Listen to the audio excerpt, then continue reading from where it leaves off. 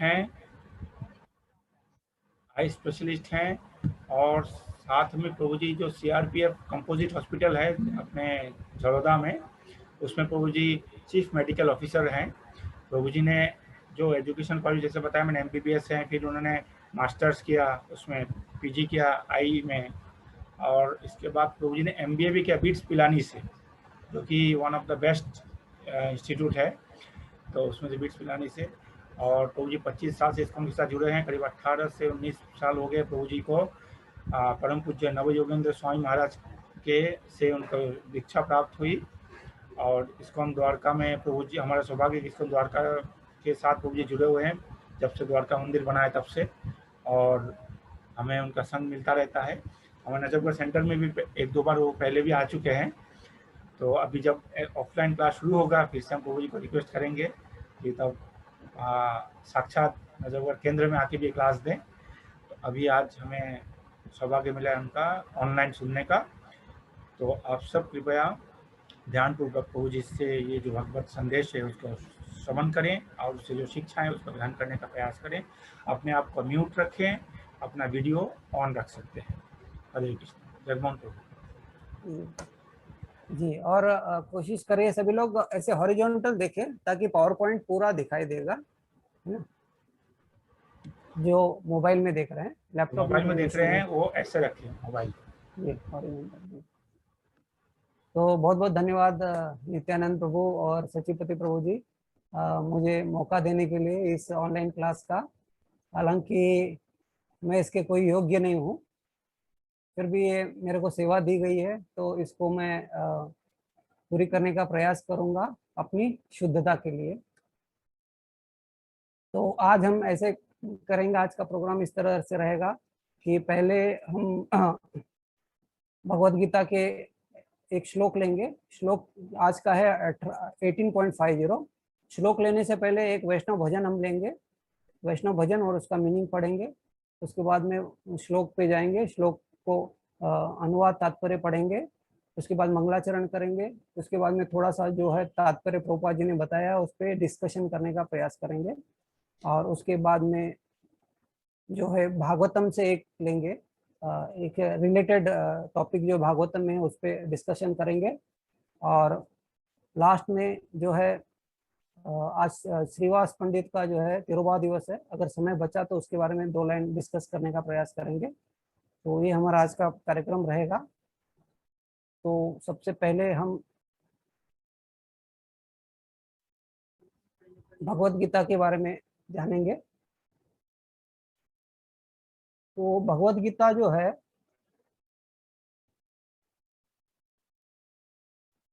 अर्जुन को सुनाई गई थी युद्ध भूमि में।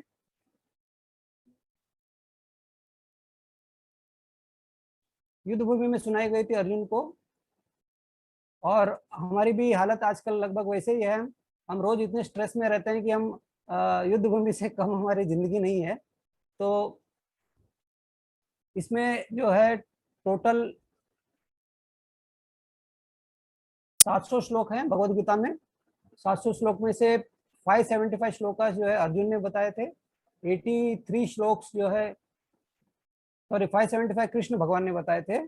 अर्जुन ने 83 श्लोका, संजय ने 41 और धृतराष्ट्र ने 1 श्लोक बताया था।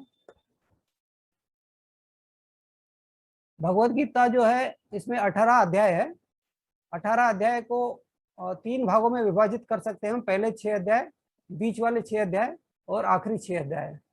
तो जो पहले 6 अध्याय है उसको मोटा मोटी जो है कर्म योग के बारे में पहले 6 अध्याय में बताया गया है। और बीच वाले जो 6 अध्याय है, 7वें अध्याय से 12वें अध्याय में, उसमें जो है भक्ति योग के बारे में बताया गया है।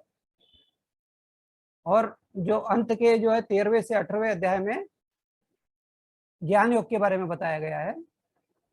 भक्ति योग को बीच में रखा गया है। जैसे हमने यहाँ पे जो सैंडविच का फोटो देख रहे हैं, तो सैंडविच का जो मेन स्टफ होता है वो बीच में होता है, ऊपर और ब्रेड, नीचे ब्रेड होता है। वो उतना टेस्टी नहीं होता है। उसको टेस्टी बनाने के लिए बीच में हम जो स्टफ भरते हैं उसी में असली स्वाद होता है। तो इसी तरह भगवत गीता में जो है मेन स्टफ जो है बीच के 9 अध्याय में रखा गया है, और वो भक्ति से रिलेटेड है, और भक्ति वाला स्वादिष्ट होता है। बाकी कर्म और ज्ञान जो है शुष्क होते हैं। तो इस तरह से तुलना करते हैं। आचार्य लोग इस भगवत गीता के अध्यायों की। और भगवत गीता क्या है, एक लॉ बुक है। जैसे हम देश का कानून होता है, कानून के लॉ होते हैं, तो लॉ लिखे जाते हैं दफा 307, 308 इत्यादि। जो तो जिस तरह से लॉ बुक होती है वो भगवत गीता है। इसमें भगवान ने लॉस बताए हैं, और जो लॉस के बेसिस पे जो कोर्ट में केसेस लड़े जाते हैं, और फिर उस पर कुछ डिसीजंस होते हैं, कुछ हियरिंग होती है और कुछ आर्ग्यूमेंट्स होते हैं, उसको केस स्टडीज कहा जाता है। तो केस स्टडीज की बुक को जो है हमारे शास्त्रों में जो है भागवतम को केस स्टडीज की बुक कहा जाता है। तो जो लॉस भगवत गीता में भगवान ने दिए हैं, उसको जो है जो भक्तों ने हमारे और कुछ भगवान के जो अवतारों ने, उन्होंने अपने लाइफ में उसको किस तरह से इम्प्लीमेंट किया और किस तरह से लाइफ लीड की, तो ये भागवतम में बताया जाता है। तो आज के श्लोक में भी हम जानेंगे कि आज का क्या लॉ है, और उसमें केस स्टडीज भी हम एक पढ़ेंगे। तो इस तरह से, और भगवत गीता में कंपैरिजन किया गया है ना। इसमें कर्म योग, ज्ञान योग, अष्टांग योग, ध्यान योग और सभी भक्ति योग सभी को बताया गया है। कंपेयर करके भगवान सभी के प्रोस एंड कॉन्स बता रहे हैं, सबके फायदे क्या है, नुकसान क्या है, इस तरह से भगवान उसको बता रहे हैं। और अंत में जो है अपना मत भी दे रहे हैं, शास्त्रों का मत, और क्या कहते हैं उसको, जो है सीनियर जो ऋषियों का मत भी बताते हैं, और अंत में अपना मत बताते हैं। तो ये कंपैरिजन बहुत जरूरी है, ताकि भगवान जो है एक बेंचमार्क बना सकते हैं। बेंचमार्क क्या है हम उसको समझ सकते हैं, और उस बेंचमार्क जो भगवान के नजरों में या शास्त्रों की नजरों में जो बेंचमार्क है, उस बेंचमार्क को हम कैसे अचीव करें, और उसमें कंपेयर करके कौन सा बेंचमार्क से नीचे है, कौन सा बेंचमार्क से ऊपर है, कौन सा डिफिकल्ट पाथ है, कौन सा इजी पाथ है, कौन सा सुपीरियर पाथ है, कौन सा इंफीरियर पाथ है। इस तरह से विस्तार से इस भगवत गीता में भगवान ने समझाया है इस 700 श्लोकों में। तो भगवत गीता के आज के श्लोक में चलने से पहले हम एक वैष्णव भजन पढ़ते हैं, जो आज के श्लोक से ही रिलेटेड है। इसके जो तत्व हैं वो आज के श्लोक से रिलेटेड है। पहले इसका मीनिंग हम पढ़ लेते हैं और फिर इस भजन को हम गाएंगे। और आप लोग म्यूट करके साथ साथ में गा सकते हैं अपने अपने घर में। तो इसका जो है ये वैष्णव भजन की बोल है, अनादि कर्म फले। ये भजन जो है भक्ति विनोद ठाकुर द्वारा लिखा गया था। भक्ति विनोद ठाकुर जो कौन है, इनको सप्तम आचार्य क्या कहते हैं, गोस्वामी भी कहा जाता है। जैसे 6 गोस्वामी है हमारे, रूप सनातन भट्ट रघुनाथ, श्री रूप गोपाल भट्ट, दास रघुनाथ, 6 गोस्वामी है। इनको 7वां गोस्वामी की पदवी मिली हुई है। हमारे सीनियर आचार्य लोग और हमारे परंपरा वाले इसको देते हैं। ये खुद एक मैजिस्ट्रेट थे और बहुत अंग्रेजों के जमाने में बहुत बड़ी पोस्ट थी। इनके घर से स्पेशल ट्रेन इनको ऑफिस ले जाने और लाने के लिए डिप्यूट की थी उस जमाने में। तो ये अपने आप को एक साधारण मनुष्य के रोल अदा करके इस तरह से भजन लिख रहे हैं। एक्चुअली ये भजन उनके लिए नहीं है, हम जैसे बद्ध जीवों के लिए है। तो इसका मीनिंग हम पढ़ लेते हैं पहले। हे नाथ, अनादिकाल से एकत्रित हुए मेरे मन, मेरे कर्मों के फल के कारण मैं भौतिक भवसागर से गिर गया हूँ। इस भवसागर को पार करने का मुझे कोई उपाय नहीं सूझ रहा है। मेरी देह भौतिक विषय भोग के विषैले प्रभाव के कारण दिन रात जल रही है। तो ये हमारी हालत यही है, हम जल रहे हैं इस भौतिक जगत में। संसार दावाग्नल जिसको कहते हैं, संसार दावाग्नल में हम जल रहे हैं। फलस्वरूप मेरा मन कभी भी सुख शांति नहीं प्राप्त कर पाता। सहस्त्र रस्सियां मेरे गर्दन के चारों ओर बंधी है, मुझे हर समय कष्ट देने के लिए। हम नाना तरह की भौतिक इच्छाओं से जकड़े हुए हैं।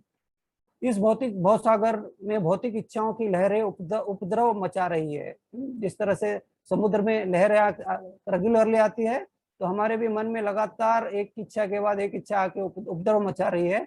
और मैं काम, क्रोध इत्यादि 6 शत्रुओं से भयभीत हूँ। तो ये हमारे अनर्था समय जो है डरा रहे हैं।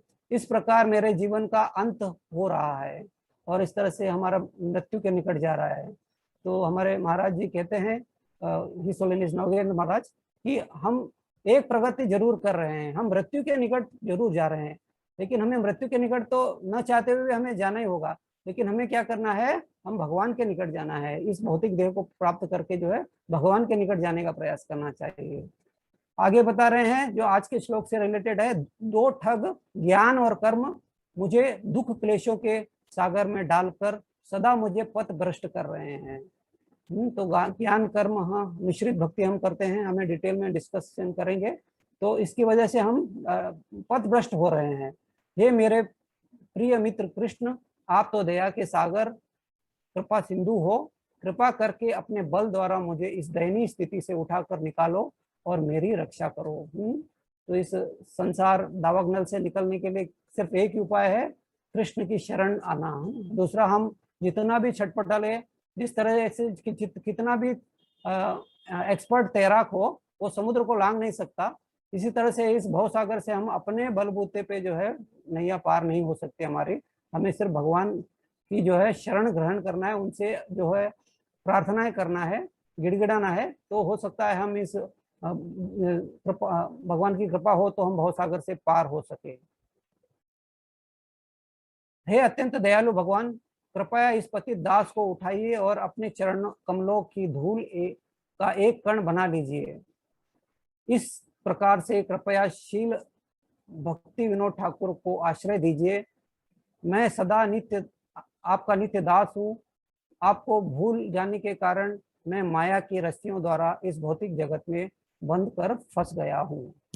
तो इस तरह से भक्ति विनोद ठाकुर जो है हमें बता रहे हैं। आप, हालांकि हमारे लिए है, तो हमें इस तरह की प्रार्थनाएं रोज सुनना चाहिए और उसको रियलाइज करने की कोशिश करना चाहिए और अपने जीवन में उसको मतलब रिलेट करने की कोशिश करना चाहिए और भगवान के चरणों में प्रार्थना करना चाहिए, ताकि जो है ये सब हमारे जो है अज्ञात दूर हो जाए, हमारी मोह माया दूर हो जाए, भगवान के निकट जाए। और जो है हम अभी जो मिश्रित भक्ति कर रहे हैं, मिश्रित भक्ति से हम, तो इस तरह से इसका मीनिंग है। अब हम इसको गाएंगे। तो ये जो है मीनाक्षी ये आवाज थोड़ा कम हो गया है। अच्छा, नहीं एक्चुअली अभी दूर चले गया, माइक दूर किया हूँ मैं, मीनाक्षी के पास दिया हूँ माइक। तो वो गाएगी और मैं हारमोनियम बजाऊंगा। ठीक है।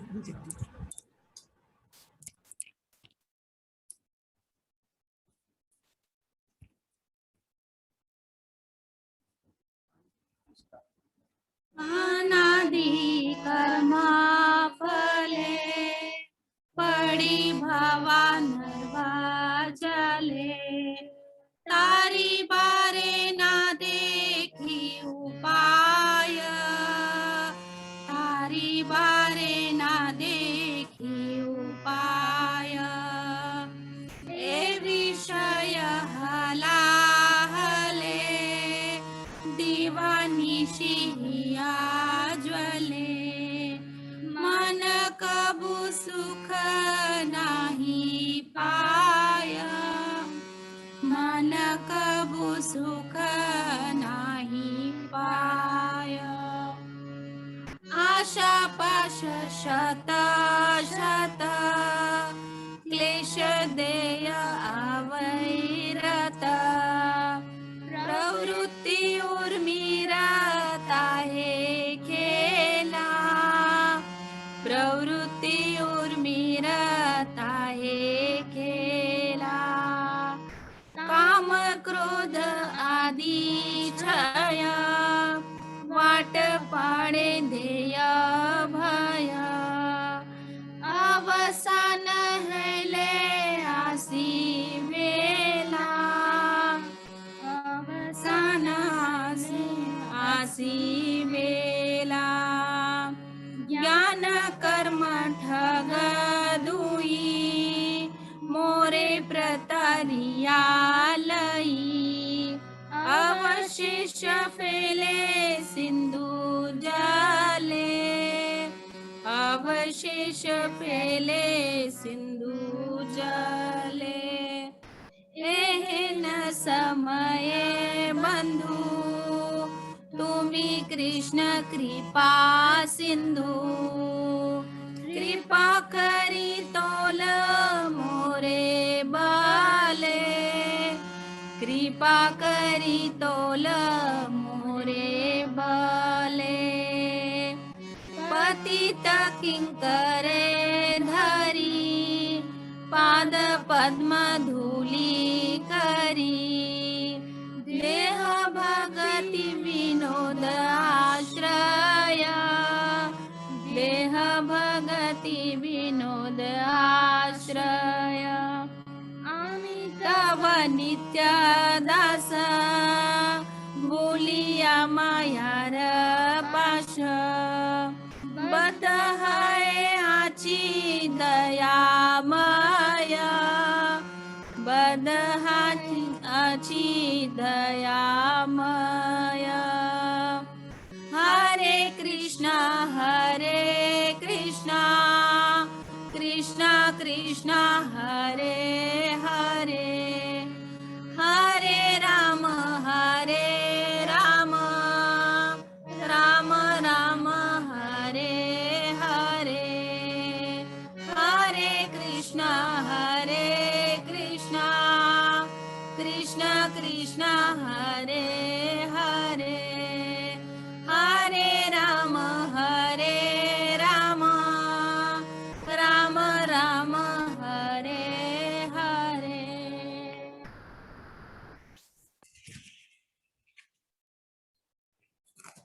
तो बहुत प्यारा सा भजन है। तो हम चलते हैं आज के श्लोक में 18.5। तो मैं श्लोक पढ़ूंगा, आप लोग अनम्यूट करके अपना अपना पढ़ते रहेंगे। नहीं, म्यूट ही रखेंगे आप लोग, आप अपना म्यूट करके अपने अपने घर में पढ़ेंगे। तो सिद्धि प्राप्तो यथा ब्रह्म तथाप्नोति निबोध में रमासेनेव कौन्तेय निष्ठा ज्ञानस्य या प्ररा। इसका शब्दार्थ इस प्रकार है। सिद्धिम मतलब सिद्धि को, प्राप्त किया हुआ, यथा जिस तरह, ब्रह्मा परमेश्वर, तथा उसी प्रकार, आपनोति प्राप्त करता है, निबोध समझने का यत्न करो, मैं मुझसे, समासेन संक्षेप में, एव निश्चय ही, कौन्तेय हे कुंती पुत्र, निष्ठा अवस्था, ज्ञानस ज्ञान की, परा दिव्य। अनुवाद और तात्पर्य जगतगुरु शिला प्रभुपाद के द्वारा, जगतगुरु शिला प्रभुपाद की है। अनुवाद: हे कुंती पुत्र, जिस तरह इस सिद्धि को प्राप्त हुआ व्यक्ति परम सिद्धावस्था अर्थात ब्रह्म को, जो सर्वोच्च ज्ञान की अवस्था है, प्राप्त करता है, उसका मैं संक्षेप में तुमसे वर्णन करूंगा, तुम उसे जानो। तात्पर्य में प्रभुपाद जी समझा रहे हैं, तात्पर्य छोटा है इसका। भगवान अर्जुन को बताते हैं कि किस तरह कोई व्यक्ति केवल अपने वृत्तिपरक कार्य में लगे रहकर परम सिद्धावस्था को प्राप्त कर सकता है, यदि यह कार्य भगवान के लिए किया गया हो। यदि मनुष्य अपने कर्म के फल को परमेश्वर की तुष्टि के लिए त्याग देता है, तो उसे ब्रह्म की चरम अवस्था प्राप्त हो जाती है। यह आत्म साक्षात्कार की विधि है।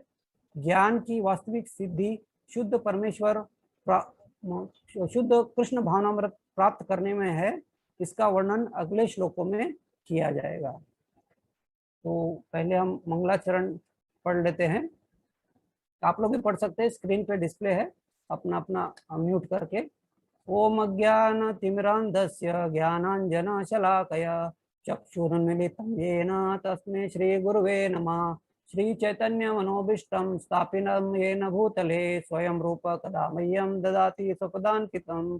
वन्देऽहं श्रीगुरो श्रीयुधपदकमलं श्रीगुरुर्वैष्णवांच श्रीरूपं सागरजातं सहगण रघुनाथान्वितं तं सजीवं साद्वैतं सावधूतं परिजनसहितं श्रीकृष्ण चैतन्य देव श्री राधा कृष्ण पादान सहगण ललिता श्रीविताका विशांच। हे कृष्ण करुणा सिंधु दीन बंधु जगतपते गोपेश गोपिका कांत श्री राधा कांत नमस्तुते। तप्त कांचन गौरांगी श्री राधे वृंदावनेश्वरी वृषभानुसुते देवी प्रणमामि हरिप्रिये। वाञ्छाकल्पतरुभ्यश्च कृपा सिन्धुभ्येव च पतितानां पावनेभ्यो वैष्णवेभ्यो नमो नमो। जय श्री कृष्ण चैतन्य प्रभु नित्यानंद, श्री अद्वैत गदाधर श्रीवासादि गौर भक्त वृंदा। हरे कृष्ण कृष्ण कृष्ण हरे हरे, हरे राम राम राम हरे हरे। नमो विष्णुपदाय कृष्णपृष्ठाय भूतले श्रीमते भक्ति वेदांत स्वामी नामने। नमस्ते सारस्वती देवे गौरवाणी प्रचारिणे, निर्विशेष शून्यवादी पाश्चात्य देश तारिणे। तो ऐसे जो है भगवान ने जो है भगवत गीता 17वें अध्याय में कंप्लीट कर दी थी। ये 18वां अध्याय है जो इसको उपसंहार कहा जाता है। ये समरी है, जो ऑल 17 अध्याय की समरी है। और इसके शुरुआत में अर्जुन पूछ रहे हैं भगवान से कि त्याग और संन्यास के बारे में संक्षेप में बताइए। और इसमें शुरुआत में जो है भगवान जो है प्रकृति के 3 गुणों के अनुसार जो है डिफरेंट बुद्धि, मन और डिफरेंट कैसे कार्य करते हैं ये समझा रहे हैं। और इसके कुछ श्लोकों के पहले भगवान समझा रहे हैं, जैसे प्रभुपाद जी तात्पर्य में बता रहे हैं कि कोई व्यक्ति अपने वृत्तिपरक कार्य में लगकर परम सिद्ध अवस्था को कैसे प्राप्त कर सकते हैं। तो एक तरह से कर्म योग के बारे में बता रहे हैं। और इस श्लोक में जो है भगवान जो है संन्यास के बारे में बता रहे हैं। तो यहाँ पे 2-3 शब्द आए हैं। एक तो ब्रह्म शब्द आया है। तो ब्रह्म जो है यहाँ पे परमेश्वर के रूप में यूज हुआ है। ब्रह्म को जो है अलग अलग तरीके से यूज करते हैं शास्त्रों में। तो ब्रह्म को जो है निराकार ब्रह्म भी कई जगह यूज होता है, कई जगह जो है इसको आत्मा को भी ब्रह्म कहा जाता है और परमात्मा को भी ब्रह्म कहा जाता है। तो इसको जो है इस श्लोक को जो है जो निराकारवादी होते हैं, जो या ज्ञानवादी होते हैं, जिसको मायावादी प्रभुपाद जी कहते हैं, ये इसको मिस इंटरप्रेट कर सकते हैं, क्योंकि ब्रह्म जो है निराकार ब्रह्म को भी कहा जाता है। तो इसी विषय में हम चर्चा करेंगे कि एक्चुअली भगवान किस ब्रह्म की बात कर रहे हैं यहाँ पे, है ना। तो इसको हम आज डिस्कस करने की प्रयास करेंगे और ब्रह्म की क्या क्या अवस्थाएं होती है उसको डिस्कशन करेंगे। और फिर इसी का जो है केस स्टडी हम जो है भागवतम से लेंगे।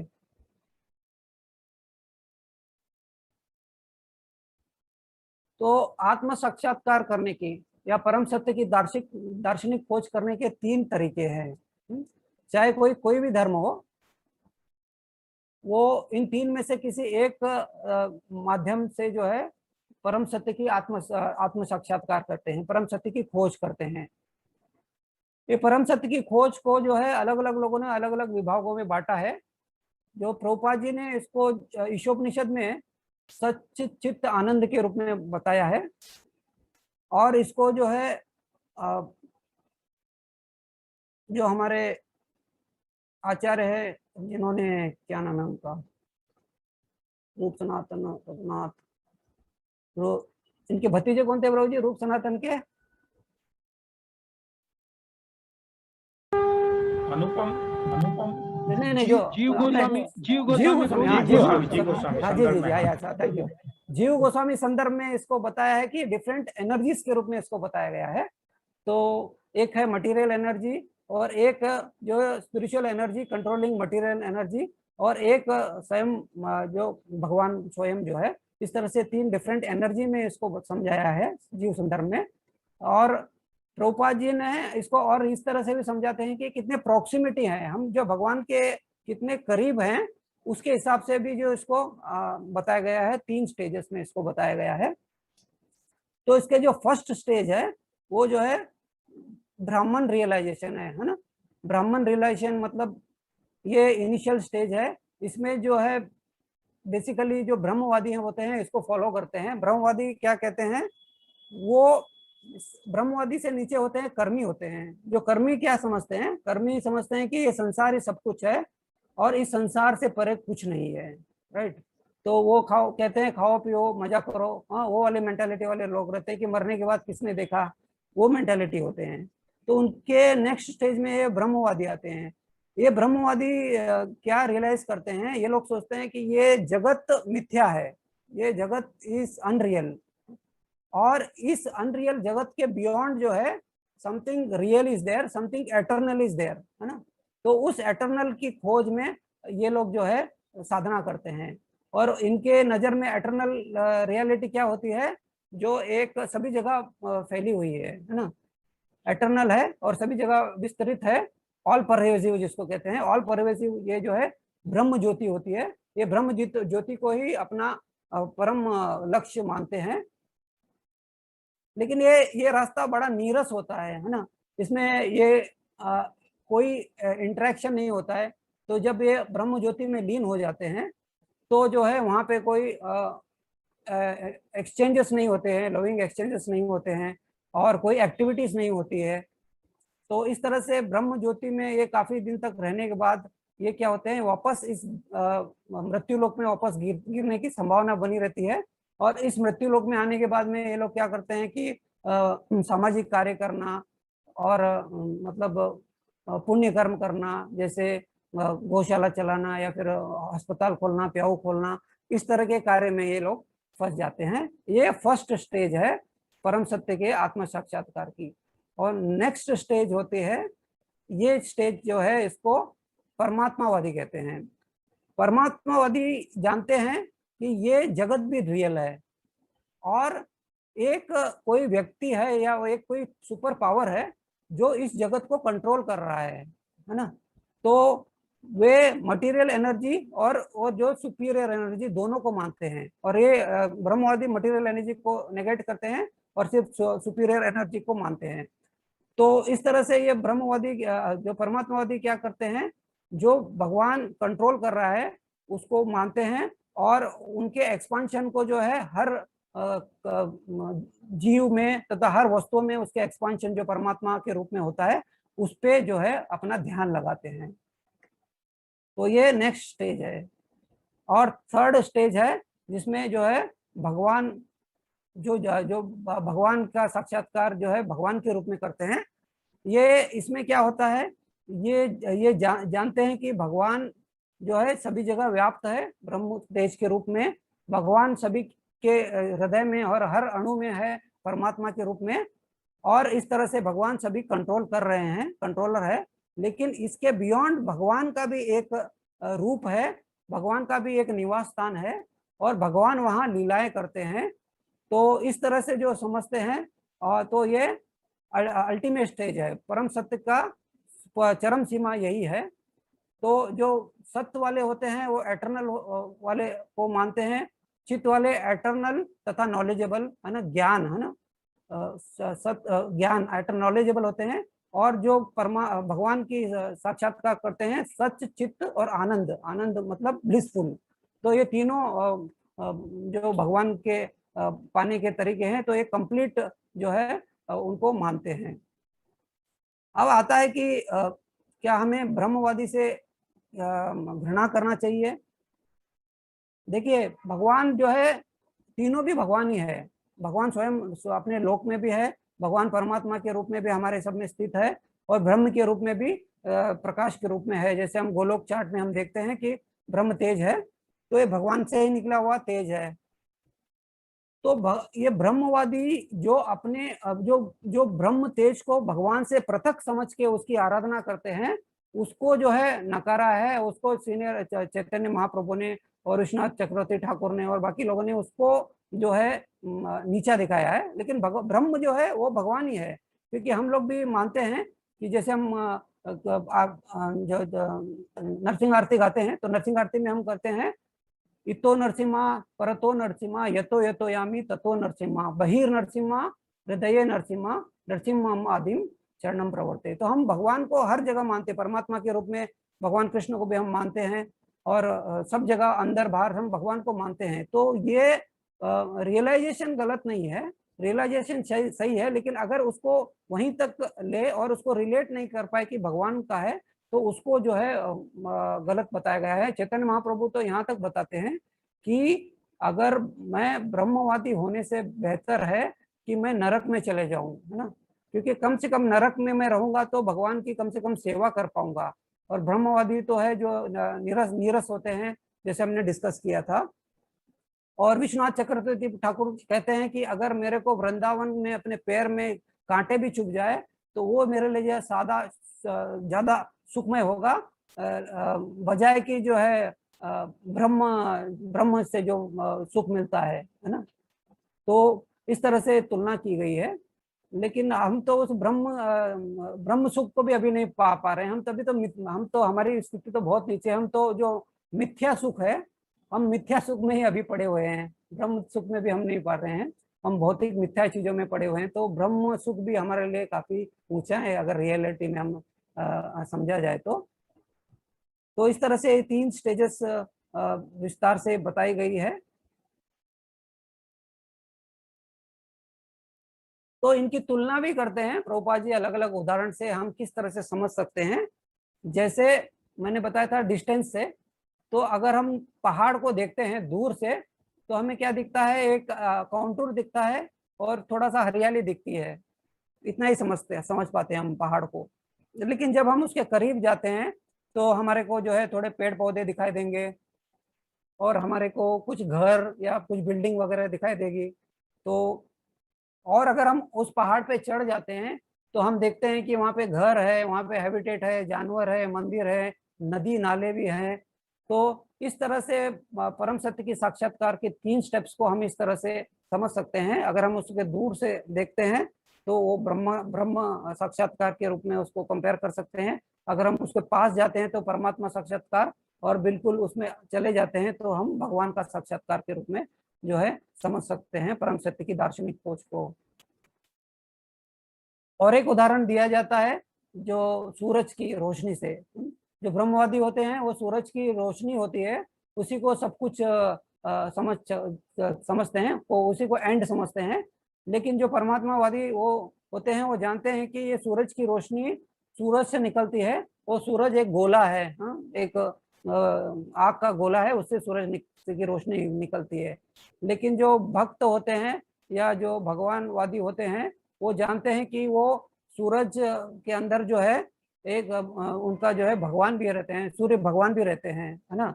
और इस तरह से जो है ये कंप्लीट नॉलेज जो है 3 भागों में हम समझ सकते हैं सूरज के एग्जाम्पल से। इसके बाद में प्रभुपाद जी ने और एक उदाहरण दिया है ट्रेन का।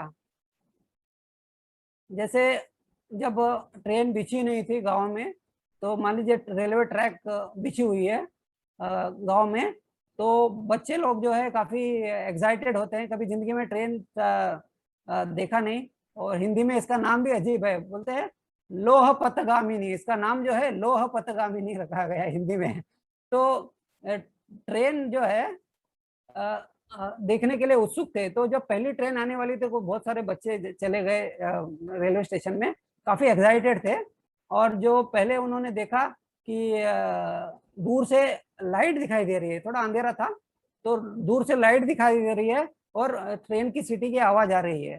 तो कुछ बच्चे जो है उसमें सोचे कि यही ट्रेन है, और वो बड़े खुश हो गए और भाग के आके अपने गांव वालों को बताया कि मैंने ट्रेन देखा, ट्रेन देखा। तो लोगों ने पूछा कि क्या है, ट्रेन क्या होती है? बोले ट्रेन एक लाइट है और आवाज भी है। तो ये ब्रह्मवादी से कंपेयर करते हैं। फिर कुछ लोगों ने और पेशेंस रखा और वहीं पे खड़े रहे कुछ बच्चे। तो उन्होंने देखा जब ट्रेन प्लेटफॉर्म पे आने लगी तो उन्होंने इंजन देखा, इंजन के बाद बोगीज देखी, बोगीज के बाद पेंट्री कार वगैरह देखा। तो वो बस खुश हो गए और बस उसी स्टेज से भाग गए।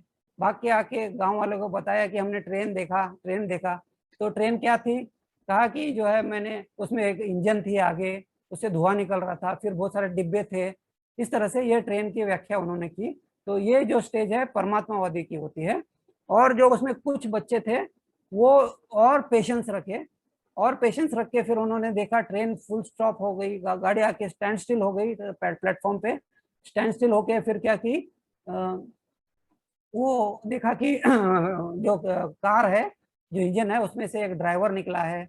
और फिर अंदर जाके देखा तो उन्होंने देखा कि उसमें तो बैठने की कुर्सियां हैं, पंखे लगे हुए हैं, लाइट बात है ना। फिर उन्होंने उस ड्राइवर से मुलाकात की, उसे हाथ मिलाया। तो ये स्टेज जो है भगवानवादी जो है, जो पूर्ण ज्ञानी होते हैं उनकी होती है। वो जानते हैं कि भगवान एक स्वयं एक व्यक्ति है और उनसे जो है आदान प्रदान करना, ये जो है चरम सीमा है परम सत्य के दार्शनिक खोज की। तो इस तरह से इसको हम समझ सकते हैं तीनों स्टेजेस को। अब जो है जो परमात्मावादी होते हैं वो जो हमारे अपने हृदय में जो भगवान की उपासना करते हैं, वो किस तरह से भगवान उनको कंट्रोल करते हैं, उनके बारे में हम जानेंगे। तो जो भगवान होते हैं, भगवान से उनका विस्तार बलदेव का होता है, और बलदेव से जो है पहले चतुर्भुज का विस्तार होता है। पहले चतुर्व्यूह में वासुदेव, संकर्षण, प्रद्युम्न तथा अनिरुद्ध होते हैं। तो इस पहले चतुर्व्यूह से जो संकर्षण होते हैं, उनसे नारायण का विस्तार होता है, और उस नारायण से जो है सेकंड चतुर्व्यूह निकलता है। इस सेकंड चतुर्व्यूह में भी अगेन वासुदेव, संकर्षण, प्रद्युम्न और अनिरुद्ध के रूप में होता है। और जो सेकंड इसमें चतुर्व्यूह में संकर्षण होते हैं, उससे महाविष्णु प्रकट होते हैं, और महाविष्णु से गर्भोदक्षाय विष्णु, और गर्भोदक्षाय विष्णु से क्षीरोदक्षाय विष्णु, जो परमात्मा रूप में क्षीरोदक्षाय विष्णु सभी जीवित और निर्जीव वस्तुओं में विराजमान होते हैं।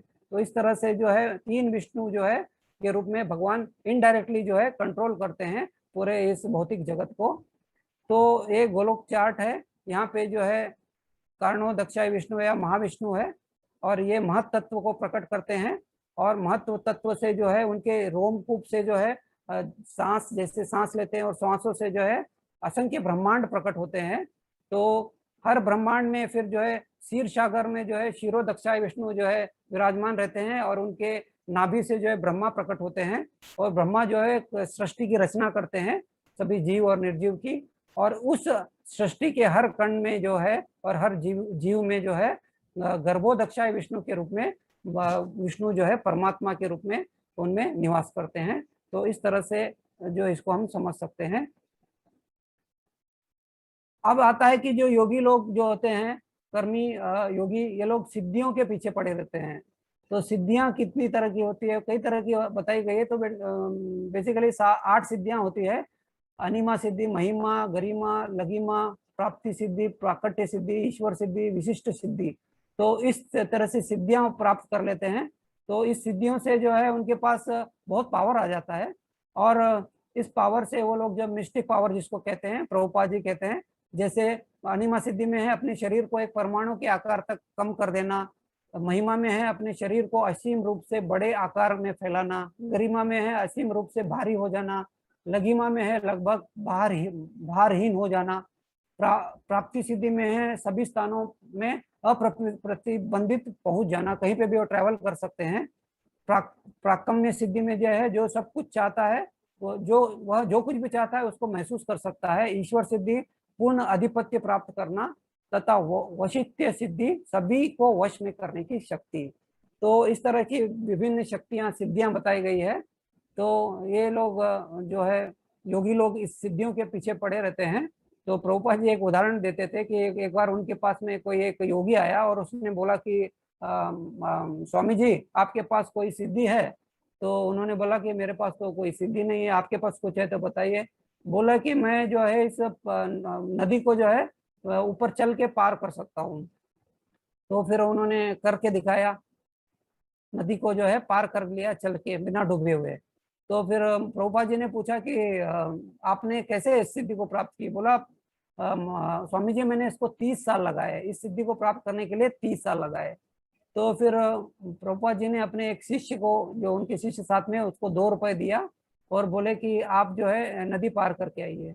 तो उसने 2 रुपए दिए नाविक को। नाविक ने क्या किया, नाव चला के उस नदी के उस पार लेके गया। तो प्रभुपाद जी ने उनको बोला कि आपने 2 रुपए बचाने के लिए अपने जीवन के 30 अमूल्य जो है साल व्यर्थ कर दिए। तो ऐसी सिद्धि प्राप्त करने से कोई फायदा नहीं है। तो ये सिद्धियां हो गई। इसके बाद में जो है मुक्तियां भी होती है। ये लोग मुक्ति के भी कामी होते हैं, है ना। डिफरेंट टाइप्स की मुक्तियां होती है। तो एक सायुज्य मुक्ति, सालोक्य मुक्ति, सारूप्य मुक्ति, सामीप्य मुक्ति, सृष्टि मुक्ति, और अंत में जो है जो भक्त लोग जो मुक्ति चाहते हैं वो विमुक्ति कही जाती है उसको। ये भागवतम में आता है, डिस्क्राइब किया है। तो सायुज्य मुक्ति जो है सबसे खतरनाक है, जिसको हम वैष्णव लोग बिल्कुल उसको नकारते हैं। जैसे हमने डिस्क्राइब किया था कि सायुक्त मुक्ति में जो है भगवान से एकाकार हो जाना, ये सायुक्त मुक्ति, सायुज्य मुक्ति कही जाती है इनको। तो ये हम लोग इसको हम एक्सेप्ट नहीं करते और इसके लिए हम इच्छा भी नहीं करते। ये तो नरक से भी खतरनाक होता है। ये भगवान के अगेंस्ट बहुत बड़ा अपराध होगा कि हम उसमें जो है मिलना, ये हमारी सोच होती है। सालोक्य मुक्ति, सालोक्य में यह होता है कि जो भगवान के साथ, जहाँ भगवान जिस लोक में निवास करते हैं वहीं पे जो है मुक्ति के बाद जो है वो आत्मा जाके निवास करेगी। सारूप्य का मतलब है कि जो जैसे भगवान का चतुर्व्यूह फॉर्म है, चतुर्व्यूह रूप है, तो मुक्ति के बाद में उनको चतुर्व्यूह रूप मिल जाता है भगवान के जैसे ही, और वो गोलोक में निवास करते हैं। फिर सामीप्य मुक्ति मतलब भगवान के क्लोज एसोसिएट, जैसे अर्जुन हो गया, या फिर जो उनके माता नंद महाराज, यशोदा, तो इस तरह से क्लोज एसोसिएट के रूप में जो है वो स्टे करते हैं। और सृष्टि मुक्ति का मतलब जो भगवान के जैसे वैभव या शक्ति प्राप्त कर लेना, जैसे बलि महाराज जो है उनको सृष्टि मुक्ति मिली, जो अभी भी पाताल में जो है अपुलेंस के साथ में राज कर रहे हैं, भगवान के इक्विवेलेंट अपुलेंस है। यहाँ तक कहा जाता है कि भगवान उनके द्वारपाल के रूप में खड़े हुए हैं। तो इस तरह से ये सारे सृष्टि मुक्ति है। और अंत में जो है विमुक्ति है। विमुक्ति एक स्पेशल तरह की मुक्ति है, जो इसमें जो है जो भक्त जो इस मुक्ति को पकता है वो प्रेमा भक्ति में रहता है। प्रेमा भक्ति में जो रहता है वो विमुक्ति कहा जाता है। लेकिन चैतन्य महाप्रभु चैतन्य चरितामृत में कहते हैं, भुक्ति मुक्ति सिद्धि कामी सकल अशांत, कृष्ण भक्त निष्काम अतएव शांत। तो हमें जो है किसी भी भुक्ति या मुक्ति या सिद्धि के चक्कर में हम लोग नहीं पड़ते हैं। तो जो भक्त लोग क्या करते हैं, परम सत्य की साक्षात्कार कैसे करते हैं? परम सत्य की साक्षात्कार हम लोग करते हैं भगवान के गुण, रूप, लीला और इन सब के डिस्क्राइब करके हम उसको आत्म साक्षात्कार करते हैं, और कृष्ण के कथा सुनने में अपने आप को लगाते हैं और इस तरह से आत्मा साक्षात्कार करते हैं। और जो है इस तरह के भक्त जो है 5 टाइप के हो सकते हैं। एक शांत रस में होता है, दूसरा दास्य रस में, तीसरा साख्य रस में, चौथा वात्सल्य रस में, 5वां माधुर्य रस में। तो शांत रस का उदाहरण दिया है, 4 कुमार जो है शांत रस के उदाहरण आते हैं। दास्य रस में जो है हनुमान जी आते हैं। हनुमान जी दास रस से भगवान को अपना दास, भगवान का अपने आप को दास मान के जो है सेवा करते हैं। साख्य रस में जो है वृंदावनवासी जो है ग्वाल बाल आते हैं। वात्सल्य रस में माता पिता उनके यशोदा और नंद बाबा वात्सल्य रस के उदाहरण है। और माधुर्य रस में गोपिकाएं जो है, और जो है भगवान श्री कृष्ण की पत्नियां जो है माधुर्य रस का उदाहरण हमें आती है। तो इस तरह से ये ब्रह्म जो है का असली हमने डेफिनेशन जान लिया कि परम जो भगवान को समझना ही असली ब्रह्म है। तो जैसे हमने डिस्कस किया था कि हम केस स्टडीज हम डिस्कस करेंगे इस ब्रह्म को जानने के लिए। किस जो भागवतम में जो है एक भगवान के शक्तावेश अवतार हुए जिनका नाम था पृथु महाराज, जो 4वें भागवत के 4थे स्कंद में इनका विस्तार से वर्णन आता है। तो पृथु महाराज जो वेण के पुत्र थे, जो वेण थे बहुत मतलब दानव, ये एक्चुअली दानव कुल के थे। और वेण जो है बहुत खूंखार जो है राजा था। वो अपने राज्य में जो है कोई भी आध्यात्मिक कार्य होने के लिए नहीं देता था, ब्राह्मणों को दंड देना और कोई भी कार्य नहीं करना, और इस तरह से लॉ एंड ऑर्डर सब खत्म हो गया था। और पृथ्वी भी जो है अन्न वगैरह देना सब बंद कर दी, क्योंकि जो है दानवों का राज्य था। तो इससे जो है वहाँ के जो साधुगण थे और उनके सलाहकार थे राजा के, उन्होंने सोचा कि ऐसे करने से तो प्रॉब्लम हो जाएगा। तो फिर उन्होंने सबने एक साथ हूँ बोला, तो हूँ बोलते ही जो है वेण जो है तो उन्होंने शरीर छोड़ दिया। जब उन्होंने शरीर छोड़ दिया तो और भी अधिक लॉ एंड ऑर्डर का प्रॉब्लम हो गया, क्योंकि राजा ही नहीं रहा तो फिर प्रजा में और हड़कंप सा मच गया। तब उन्होंने क्या किया कि जो वेण की जो है थाइस को जो है मथा, और उस थाइस से जो है एक छोटा सा बोना पैदा हुआ जिसका नाम निषाद था। तो कहा जाता है, भागवत में आता है कि ये निषाद जो है वेण के सभी पाप हर लिया। और फिर पाप हरने के बाद से इनसे जो निषाद जाति का शुरू हुआ, निषाद जाति जो जंगलों में रहती है, जानवरों को मारती है, उनका जो शुरुआत हुआ। जब वेण का शरीर शुद्ध हो गया तो उनके एक भुजाओं से जो है पृथु महाराज को मंथ करके प्रकट किया गया, और दूसरे भुजा से जो है अर्ची को प्रकट किया गया। अर्ची जो है लक्ष्मी का अवतार बताया जाता है, और पृथु महाराज को भगवान का शक्तावेश अवतार बताया जाता है। फिर इन्होंने क्या किया कि कई सालों तक राज्य किया। फिर उन्होंने पृथ्वी को चेस किया और पृथ्वी ने फिर अच्छा अन्न प्रोड्यूस किया और खेत खलिहान और सब अच्छा था, वहाँ पे संपत्ति वैभव सब था उनके राज्य में। और जब इनका अंत समय आया तो फिर इन्होंने जो है संन्यास ग्रहण किया। और किस तरह से संन्यास ग्रहण किया वो हमें सीखने वाली बात है। तो और वो जंगल चले गए अपनी पत्नी के साथ और वहां पे उन्होंने जो है अपना शरीर त्यागा अंत में। तो उनको जो है 4 कुमार मिले, 4 कुमार ने उनको रास्ता बताया ये जो भगवान की भक्ति करने का, और फिर उस रास्ते को उन्होंने जो है पालन किया। तो हम भागवतम के कुछ श्लोकों को अब पढ़ने का प्रयास करेंगे जो अभी हमने डिस्कस किया, अभी हमने बताया, तो उसको हम थोड़ा सा पढ़ेंगे।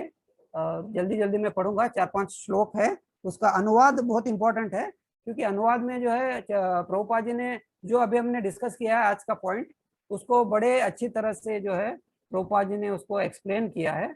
तो उसको मैं जल्दी जल्दी पढ़ने का प्रयास करूंगा। इसका संस्कृत वाला पोर्शन और शब्दार्थ में छोड़ दूंगा, सिर्फ जो है इसका मीनिंग है उसको पढ़ेंगे, और इसके बाद में जो है अनुवाद जो है और तात्पर्य जो है इसको हम पढ़ेंगे।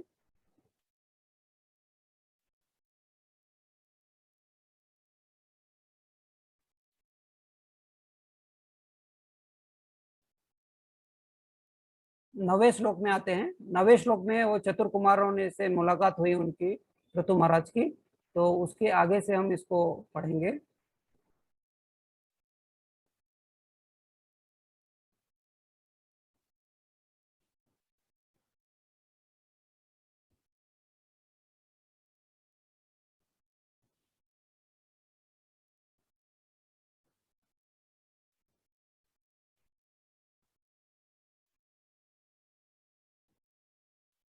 तो ये 9वां श्लोक है, 34 स्कंद के 23वें चैप्टर का 9वां श्लोक। इसमें बता रहे हैं कि इस प्रकार मनुष्यों में श्रेष्ठ महाराज प्रथुन ने आध्यात्मिक उन्नति के उस पथ का अनुसरण किया जिसका उपदेश सनत कुमारों ने किया था, अर्थात उन्होंने भगवान कृष्ण की पूजा की थी। तात्पर्य में प्रभुपाद जी बता रहे हैं कि इस श्लोक में स्पष्ट कहा गया है कि सनत कुमार के उपदेशानुसार महाराज प्रथु प्राणायाम योग करते हुए भगवान की सेवा में लगे रहे। इस श्लोक में पुरुषम भजत्य पुरुषभ शब्द महत्वपूर्ण है। पुरुषर्षभ महाराज प्रथु के लिए आता है जो मनुष्यों में श्रेष्ठ थे, और पुरुषम भगवान के लिए आया है। निष्कर्ष यह निकला है कि जो पुरुषों में श्रेष्ठ होता है वह परम पुरुष की सेवा करता है। तो जीवेरे स्वरूप है कृष्णेर नित्यदास। एक पुरुष शुद्ध, एक पुरुष शब्द पूजनीय के लिए तथा दूसरा शब्द पूजक के लिए है। जब पूजा करने वाला पुरुष अर्थात जीवात्मा अपने को परम पुरुष से एकाकार मानता है तो वह मोहित होकर अविद्या के अंधकार में गिर जाता है। जैसा कि भगवान कृष्ण ने भगवद गीता 2.12 में कहा है, युद्ध क्षेत्र में एकत्र सभी प्राणी तथा कृष्ण भी स्वयं भूतकाल में भी व्यक्तियों के रूप में थे और भविष्य में भी रहेंगे। फलतः दोनों पुरुष जीवात्मा तथा परमात्मा कभी भी अपनी सत्ता नहीं खोते। तो निराकार का खंडन यहाँ पे प्रभुपाद जी कर रहे हैं। वास्तव में जो स्वरूप सिद्ध है वह इस जन्म में तथा अगले जन्म में भी भगवान की सेवा में लगा रहता है। भक्तों के लिए वास्तव में इस जीवन में तथा अगले जीवन में कोई अंतर नहीं होता। इस जीवन में नवदीक्षित भक्त को भगवान की सेवा करने का प्रशिक्षण दिया जाता है और अगले जीवन में वह वैकुंठ में भगवान के निकट पहुंचता है और वैसे ही सेवा करता है। तो हमें सेवा ही है, इधर भी सेवा करना है उधर भी सेवा ही है, तो हमारा धर्म ही सेवा है। नवदीक्षित भक्त के लिए भी भक्ति ब्रह्म भुआय कल्पते मानी जाती है। भगवत भक्ति को कभी भी भौतिक कर्म नहीं माना जाता। ब्रह्मभूत पद से कर्म करने के कारण भक्त पहले ही मुक्त हो जाता है, अतः ये उसे ब्रह्मभूत अवस्था तक पहुंचने के लिए किसी अन्य प्रकार के योग साधन करने की आवश्यकता नहीं रहती है ना। तो ऑटोमेटिकली जो है बाकी चीज हमारे पास में, भक्तों के पास में ऑटोमेटिकली आ जाते हैं, उसके लिए अलग से प्रयास नहीं करना होता है। यदि भक्त गुरु के आदेशों पर अटल रहता है, विधि विधानों का पालन करता है और हरे कृष्ण मंत्र जपता है, तो यह समझना चाहिए कि उसने ब्रह्मभूत अवस्था पहले से ही प्राप्त कर ली है। जैसे भगवत गीता 14.26 में पुष्टि की गई है, जो पूर्ण भक्ति में रत और सभी परिस्थितियों में अचूक बना रहता है, वह प्रकृति के 3 गुणों को तुरंत पार कर लेता है और ब्रह्म पद को प्राप्त होता है। तो अब 10वें श्लोक में हम चलेंगे।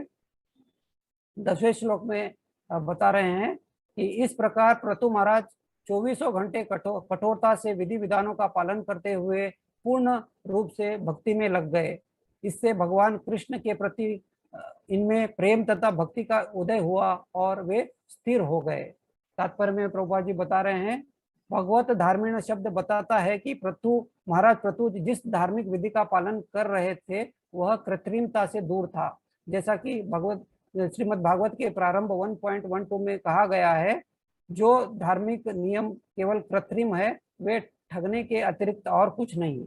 वीर राघवाचार्य ने भगवत धार्मिण की व्याख्या निवृत्त धर्मिण के रूप में की है, जिससे सूचित होता है कि यह भौतिक महत्वाकांक्षाओं से कलुषित नहीं होता। जैसे कि शील रूप गोस्वामी ने कहा है, अन्याभिलाषिता शून्यम ज्ञान कर्म नाव्रतम अनुकूलेन कृष्णानुशीलनम भक्ति उत्तमा। तो इसका अर्थ है, जब कोई भक्त इच्छाओं से प्रेरित नहीं होता, सकाम कर्म की विधियों से दूषित तथा मन गढ़त चिंतन से दूषित नहीं होता और अच्छी तरह भगवान के अनुकूल सेवा करता है, तो उसकी सेवा भगवत धर्म या शुद्ध भक्ति कहलाती है। इस श्लोक में ब्राह्मणी निर्गुण ब्रह्म का सूचक नहीं है। निर्गुण ब्रह्म भगवान के अधीन है और चूंकि निर्गुण ब्रह्मा के उपासक ब्रह्मा तेज में एकाकार होना चाहते हैं, अतः वे भगवत धर्म के अनुयायी नहीं समझे जा सकते। जैसे हमने डिस्कस किया था, अपने भौतिक सुख में भ्रमित होकर निर्विशेषवादी भगवान के अस्तित्व में मिल जाना चाहते हैं, किंतु भगवान का शुद्ध भक्त कभी ऐसा नहीं चाहता। अतः शुद्ध भक्त वास्तव में भगवत धर्मी होता है। इस श्लोक से स्पष्ट है कि महाराज प्रतु कभी भी निर्गुण ब्रह्म के उपासक न थे और सदैव भगवान के शुद्ध भक्त ही रहे। भगवती ब्राह्मणी से ऐसे व्यक्ति का बोध होता है जो भगवान की भक्ति में लगा रहता है। भक्त का निर्गुण ब्रह्म संबंधी ज्ञान स्वतः प्रकट हो जाता है और वह निर्गुण ब्रह्म में कभी भी एकाकार नहीं होना चाहता। महाराज प्रतु अपने भक्ति संबंधी कार्यों को पूरा करने में स्थिर हो गए। उन्हें कर्म ज्ञान योग की शरण नहीं लेनी पड़ी। अगले श्लोक 11वें श्लोक में बता रहे हैं, निरंतर भक्ति करते रहने से प्रतु महाराज का मन शुद्ध हो गया, अतः वे भगवान के चरणारविंद का निरंतर चिंतन करने लगे। इससे वे पूरी तरह से विरक्त हो गए और पूर्ण ज्ञान प्राप्त करके समस्त संशयों से परे हो गए। इस तरह वे मिथ्या अहंकार और भौतिक जीवन के भौतिक बोध से मुक्त हो गए। तात्पर्य में बता रहे प्रभुपाद जी, नारद पंचरात्र में भगवान की भक्ति की उपमा महारानी से दी गई है। जब महारानी दर्शन देती है तो अनेक सेविकाएं उनके साथ रहती है। भक्ति की सेविकाएं हैं ऐश्वर्य, मुक्ति, योग, शक्तियां, है ना। कर्मी लोग भौतिक सुख में लिप्त रहते हैं। तो यहाँ पे जो है भक्ति मुक्ति को क्या है, जो महारानी भक्ति की सेविकाएं को जो है ऐश्वर्य, मुक्ति, योग इस तरह से बताया गया है। तो हम भक्ति करते हैं तो ये ऑटोमेटिकली हमारे को मिल जाती है ना। जिस तरह से हम कोई गाय खरीदते हैं तो गाय के ऊपर जो है कुछ कीड़े मकोड़े, है ना, कुछ कीड़े रहते हैं, तो उसको हमने अलग से पैसे देके खरीदने की जरूरत नहीं पड़ती। गाय खरीद लिए तो उसके साथ में वो ऑटोमेटिकली फ्रीली आ जाते हैं। एक के साथ एक फ्री वाला हिसाब किताब है। तो हम एक खरीद लेंगे, भक्ति में हम लग जाएंगे तो बाकी चीजें ऑटोमेटिकली फ्री हमारे को मिल जाती है। कर्मी लोग भौतिक सुख में बहुत विलप रहते हैं। ज्ञानी लोग भौतिक बंधन से छुटकारा पाने के लिए इच्छुक रहते हैं और योगी 8 प्रकार की सिद्धियां प्राप्त करने के लिए लालायित रहते हैं। नारद पंचरात्र में हमें ज्ञात होता है कि जिसे शुद्ध भक्ति की अवस्था प्राप्त हो जाती है, उसे सकाम कर्मों से प्राप्त होने वाले समस्त ऐश्वर्य, दार्शनिक चिंतन तथा योग अभ्यास भी प्राप्त हो जाते हैं। अतः श्रील बिल्बमंगल ठाकुर ने अपने कृष्ण कर्णामृत में प्रार्थना की है, हे भगवान, यदि मुझ में आपके लिए अटूट भक्ति है तो आप साक्षात मेरे समक्ष प्रकट हो, फिर तो सकाम कर्मों के फल तथा दार्शनिक चिंतन, धर्म, अर्थ, काम तथा मोक्ष, ये सब मेरे अनुचर बनकर मेरे आदेश की प्रतीक्षा में खड़े रहेंगे। भाव यह है कि ज्ञानी लोग ब्रह्म विद्या से संस्कारित होकर भौतिक प्रकृति के चुंगल से निकलने के लिए अधिक प्रयास रहते हैं, किंतु भक्त ऐसा है जो अपनी भक्ति के बल पर स्वतः अपने भौतिक शरीर से विरक्त हो जाता है। तो ज्ञानी कर्मी को कोई गारंटी नहीं होती है कि वो अपने गोल को अचीव करेंगे या नहीं करेंगे, लेकिन भक्त जो है निष्काम रहता है, इसलिए हमेशा बिंदास रहता है। जब भक्त का आध्यात्मिक शरीर व्यक्त होने लगता है तो वह वास्तव में दिव्य जीवन के कार्यों में प्रवेश कर जाता है। इस समय हमारा संपर्क भौतिक शरीर, भौतिक मन तथा भौतिक बुद्धि से बना हुआ है, किंतु जब हम इन भौतिक अवस्थाओं से मुक्त हो जाते हैं तो हमारे बुद्धि, मन तथा आध्यात्मिक शरीर प्रकट हो जाते हैं। उस अवस्था में भक्त को कर्म, ज्ञान तथा योग के सारे लाभ प्राप्त हो जाते हैं। तो जिस तरह से हमारे भौतिक शरीर अभी हमारे हैं, जैसे हमारे आचार्य लोग हैं, वो लोग उनका आध्यात्मिक शरीर है, हम तो अभी भौतिक स्तर पर हैं। तो जब हम उस स्तर पे जब कोई पहुंच जाता है तो उनको ज्ञान, कर्म, ये सब के लाभ ऑटोमेटिकली प्राप्त हो जाते हैं। यद्यपि भक्त योगिक प्रक्रिया प्राप्त करने के लिए कभी भी सकाम कर्मों अथवा दार्शनिक चिंतन में नहीं लगता, किंतु वे स्वतः उनके समक्ष सेवा हेतु प्रकट हो जाते हैं। भक्त किसी प्रकार का भौतिक ऐश्वर्य नहीं चाहता, किंतु यह ऐश्वर्य उनके समक्ष अपने आप प्रकट हो जाता है, उसके लिए प्रयास नहीं करना पड़ता। अपनी भक्ति के कारण वह स्वतः ब्रह्मभूत हो जाता है, जैसे पहले कहा जा चुका है। इसकी पुष्टि भगवद गीता 14.26 में हुई है। जो पूर्ण भक्ति में रत है और सभी परिस्थितियों में अचूक बना रहता है, वह प्रकृति के गुणों को तुरंत पार कर लेता है और ब्रह्म पद को प्राप्त कर लेता है। नियमित भक्ति करते रहने के कारण भक्त के जीवन की दिव्य स्थिति प्राप्त होती है। उसका मन आध्यात्म में लगा रहने के कारण वह भगवान के चरण कमलों के अतिरिक्त और कुछ सोच नहीं सकता। संस्मरण अनुप्रत्या शब्द का अर्थ यही है। भगवान के चरण कमलों का निरंतर चिंतन करते हुए अविलंब शुद्ध सत्व में स्थित हो जाता है। शुद्ध सत्व का वह पद है जो सत्वगुण समेत प्रकृति के गुणों से ऊपर होता है। इस भौतिक जगत में सत्वगुण परम सिद्धि का सूचक है, किंतु मनुष्य को इस गुण को भी लांग कर शुद्ध सत्व अवस्था तक पहुंचना होता है, जहां भौतिक प्रकृति के तीनों गुण अपना प्रभाव नहीं दिखा सकते। तो तीन गुणों के परे शुद्ध सत्व है, तो भक्त उस शुद्ध सत्व में पहुंचने का प्रयास करता है। श्रील विश्वनाथ चक्रवर्ती ठाकुर ने निम्नलिखित उदाहरण दिया है। यदि किसी की पाचन शक्ति प्रबल है तो भोजन करने के पश्चात उसके उदर में स्वतः ही इतनी अग्नि उत्पन्न हो जाती है कि बिना किसी औषधि से सब कुछ पच जाता है। इसी प्रकार भक्ति की अग्नि इतनी प्रबल होती है कि भक्त को पूर्ण ज्ञान प्राप्त करने या भौतिक आकर्षण से विरक्त के लिए अलग से कुछ नहीं करना होता। ज्ञानी ज्ञान के विषय में दीर्घ काल तक विवेचन करते रहने से भौतिक आकर्षणों से विरक्त हो सकता है और अंत में इस तरह ब्रह्मभूत अवस्था तक पहुंच सकता है, किंतु भक्त को यह सब झंझट की आवश्यकता नहीं पड़ती। अपनी भक्ति के बल पर वह बिना किसी शंका से ब्रह्मभूत अवस्था को प्राप्त होता है। योगी तथा ज्ञानी अपनी स्वाभाविक स्थिति से संबंध में सदैव संशय ग्रस्त रहते हैं। जैसे हमने बताया था कि वो ऑलमोस्ट उनको डेल्यूजन में उनको गारंटी नहीं होती है, इसलिए वे अपने को गलती से परमेश्वर से एक हो जाने की सोचते रहते हैं। किंतु भक्त का परमेश्वर से संबंध निसंशय रूप से स्पष्ट होता है और उसे तुरंत समझ में आ जाता है कि उसकी स्थिति नितांत दास की है। ज्ञानी तथा योगी भक्ति के बिना अपने को मुक्त समझते हैं, किंतु उनकी बुद्धि भक्त की जितनी विमल नहीं होती। दूसरे शब्दों में ज्ञानी तथा योगी जब तक भक्तों की स्थिति को प्राप्त नहीं हो लेते, तब तक वास्तव में वे मुक्त नहीं हो सकते। श्रीमद् भागवतम 10.2.32 का कथन है, ज्ञानी तथा योगी ब्रह्म साक्षात्कार के सर्वोच्च पद तक उठ सकते हैं, किंतु भगवान के चरणारविंद के प्रति भक्ति के अभाव से वे पुनः भौतिक प्रकृति में आ गिरते हैं, जैसे हमने डिस्कस किया था। अतः ज्ञान तथा योग से मुक्ति की असली विधि, ज्ञान तथा योग को मुक्ति की असली विधि नहीं मान लेना चाहिए। महाराज पृथु ने भक्ति द्वारा इन स्थितियों को स्वतः लांघ दिया था। चूंकि वे भगवान के शक्तावेश अवतार थे, अतः मुक्ति पाने के लिए उन्हें कुछ नहीं करना पड़ा।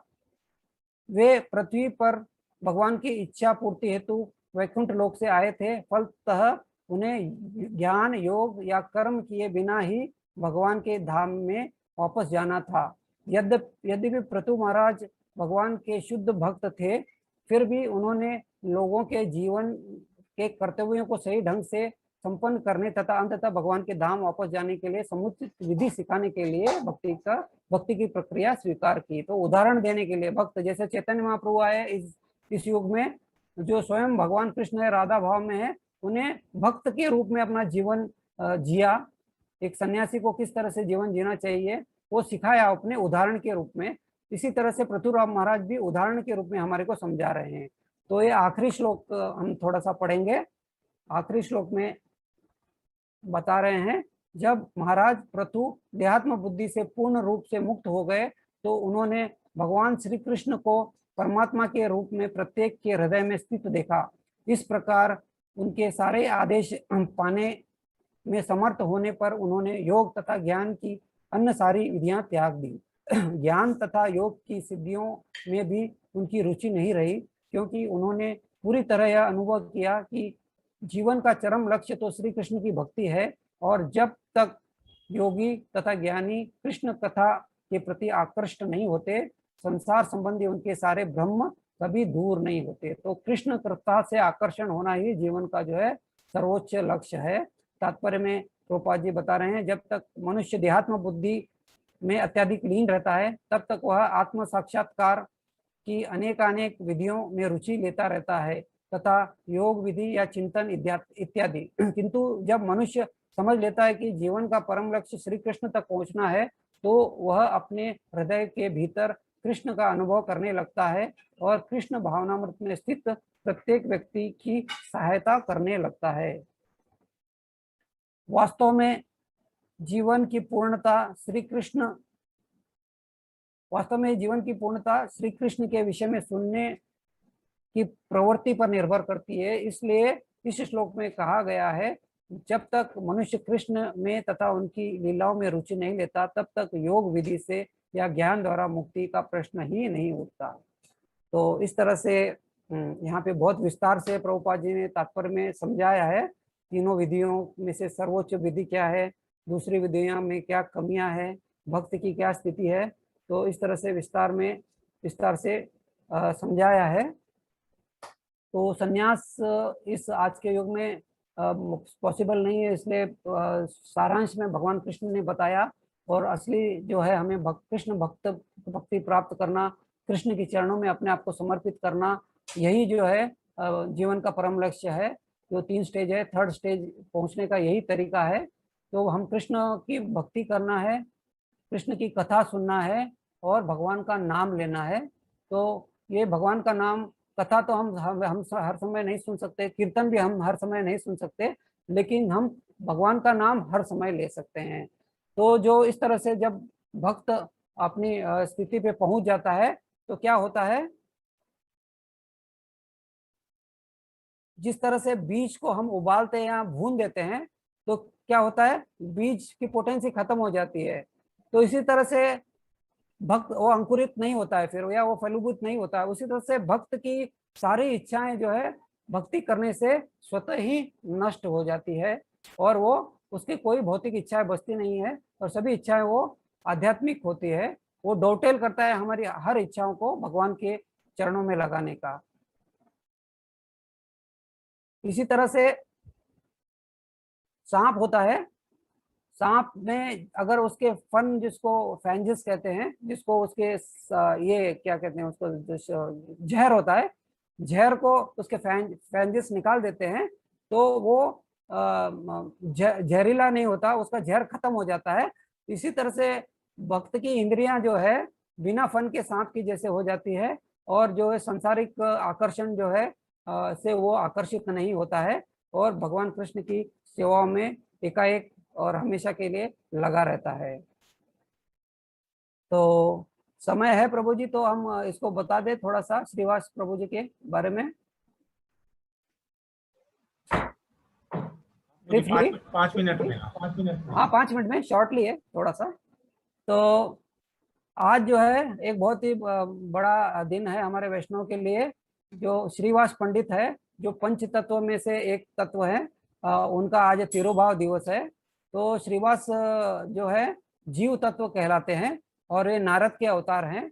जैसे पंच तत्व है, सेंटर में श्री कृष्ण, उनके लेफ्ट साइड में चैतन्य महाप्रभु, उनके लेफ्ट साइड में श्री अद्वैत आचार्य, और चैतन्य महाप्रभु के राइट साइड में गदाधार, और एक्सट्रीम राइट में जो है श्रीवास पंडित है। तो ये पंच तत्व है। एक जो है भगवान, जो चैतन्य महाप्रभु है वो ईश्वर तत्व है, और नित्यानंद प्रभु जो है शक्ति तत्व है, बलराम के अवतार है। चैतन्य महाप्रभु स्वयं कृष्ण है, राधा भाव में आए हुए हैं। और अद्वैताचार्य जो है महाविष्णु और सदाशिव के मिले जुले अवतार हैं। और गदाधार जो है स्वयं राधा रानी के अवतार हैं, और श्रीवास प्रभु जो है नारद भगवान के अवतार हैं। तो श्रीवास प्रभु जो है चैतन्य महाप्रभु के प्रकट होने के पहले ही इस धरातल पर प्रकट हुए थे। उनकी पत्नी मालिनी जो है, सची देवी, जो चैतन्य महाप्रभु की मदर थी, उनकी क्लोज फ्रेंड थी, और चैतन्य महाप्रभु उनको मातृ और पितृभाव से देखते थे। और इन्होंने जो है चैतन्य महाप्रभु के जो आंदोलन में बहुत योगदान किया, इन्होंने और श्रीवास ने, श्रीवास और अद्वैताचार्य ने। तो श्रीवास आंगन हम देखते हैं 200 गज जो है महाप्रभु के जन्म स्थान से दूर है। श्रीवास आंगन बहुत भव्य आंगन था। वहाँ पे महाप्रभु जो है अपने क्लोज एसोसिएट्स के साथ में जो है भागवतम और कीर्तन इस तरह से करते थे। और इसी स्थान पे जो है जो काजी ने जो है श्रीवास प्रभु जी का ढोल फोड़ा था, और फिर उन्होंने जो है चैतन्य महाप्रभु ने उसका जो बहिष्कार किया था। बहुत बड़ी वो लंबी कथा है, हम जाएंगे नहीं। तो श्रीवास प्रभु और अद्वैत आचार्य प्रभु अपना तन मन धन और अपना सभी सर्वस्व, अपने परिजन सभी को जो है चैतन्य महाप्रभु के मिशन में लगा दिया। तो आज के दिन हम उनसे प्रार्थना कर सकते हैं कि श्रीवास प्रभु हमें भी ऐसी मति दीजिए कि हम भी जो है अपने तन मन धन और परिचर जितने भी है सभी को जो है भगवान के सेवा में लगा सके, क्योंकि आज के दिन उनकी हमारी प्रार्थनाएं थोड़ी आसानी से सुनी जा सकती है। तो यहीं पे मैं अपने को विराम देता हूँ। प्रभु जी अगर 1 मिनट है तो मैं अपना आल्टर का दर्शन करवा दूं। तो ये श्रेष्ठा जोशी के नाम से है प्रभु जी, आप उनको पिन कर दीजिए तो आल्टर का दर्शन करवा देता हूँ।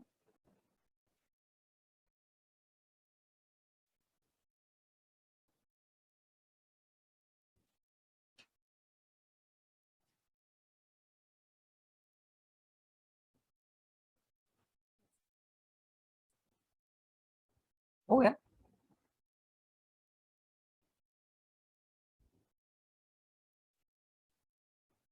अच्छा, मैं भी तो कर सकता हूँ।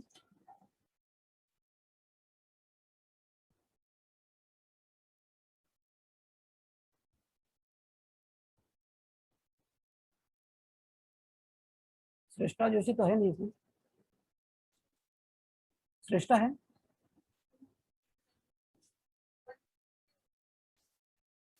हाँ 183, हाँ ओके है।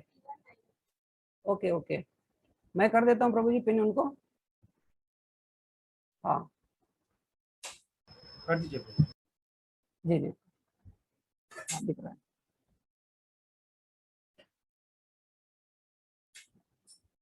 अभी हमने इसको रिनोवेट किया था प्रभु जी, जो लॉकडाउन में।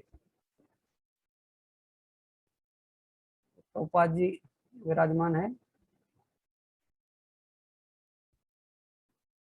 पीछे गौर निताई, राधा माधव बहादुरगढ़ वाले हैं, कृष्णा बलराम है।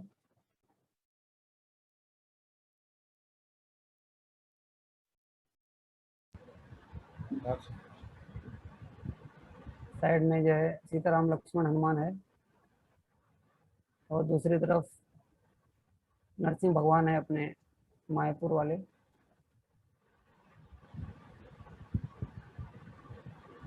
तो थैंक यू वेरी मच प्रभु जी, बहुत बहुत धन्यवाद प्रभु जी इसका, और जिन्होंने भी सुना यहाँ पे बने रहे अंत तक, उन सबका बहुत बहुत धन्यवाद। हरे कृष्णा।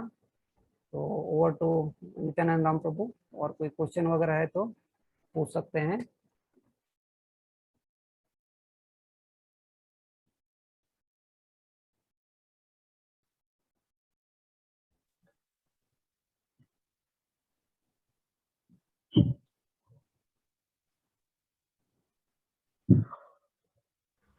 सचिन गुप्ता को पूछिए। जी प्रभु जी। हरे कृष्णा प्रभु जी, दंडवत प्रणाम। हरे कृष्णा, दंडवत प्रणाम प्रभु जी। प्रभु जी बहुत सुंदर प्रेजेंटेशन था आपका, जैसे लग रहा था हम एक क्लास में ही बैठे हुए हैं। तो सच में ऐसी थैंक क्लास यू। होनी चाहिए। और ये पूरा आपने पूरा प्रेजेंटेशन के जरिए जो समझाने की कोशिश करी है और बाकी अच्छा समझ में आया। प्रभु जी जो महाराज पृथु की जो आपने थोड़ा सा भागवतम से जो आपने बताया था, थोड़ा थोड़ा तो मैंने सुना है उनके बारे में, थोड़ा सा आप इनके बारे में अगर बता देंगे कि महाराज पृथु मतलब कौन थे, जरा इनके बारे में मुझे जानकारी नहीं। हमने डिस्कस कर लिया था प्रभु जी उसको। महाराज पृथु भगवान के शक्तावेश अवतार है, और ये वेण के पुत्र थे, और ये इनकी पत्नी जो है अर्ची थी, जो लक्ष्मी का अवतार मानी जाती है। और इन्होंने जो है हमें किस तरह से शरीर त्यागना चाहिए, ये एक लाइव एग्जाम्पल के रूप में जो है उन्होंने दर्शाया था। ब्रीफली यही है। बाकी भागवतम के चौथे श्लोक, चौथे स्कंद के में हम इसको पूरा डिटेल में दिया गया है, तो आप उसमें रेफर कर सकते हैं। समय के अभाव के कारण डिटेल में दोबारा जाना उचित नहीं होगा। Thank you. जी प्रभु जी, जी प्रभु जी, थैंक यू प्रभु जी। हरे कृष्ण, दोनों प्रणाम। हरे कृष्ण, धन्यवाद।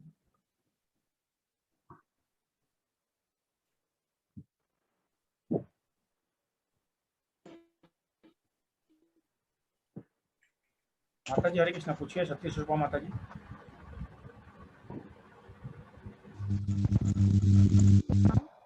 हाँ हरे कृष्णा माता जी, आवाज आ रही है। धन्यवाद, बहुत सुंदर एक्सप्लेन किया आपने श्लोका को। मुझे मेरा क्वेश्चन, जैसे कि आपने ब्रह्म की अभी चर्चा करी कि ब्रह्मवादी क्या हैं, और मेरा क्वेश्चन ये था कि जो ब्रह्म में जो लीन हो जाते हैं तो वो कितने जन्मों तक उस भगवान के शरीर की उस ब्रह्म ज्योति प्रकाश में लीन रहते हैं? कब उनका उद्धार होता है, या कब उनको दोबारा से फिर शरीर प्राप्त होता है? ये क्या, इसका क्या प्रोसीजर है? तो जी इसको थोड़ा सा एक्सप्लेन कीजिए।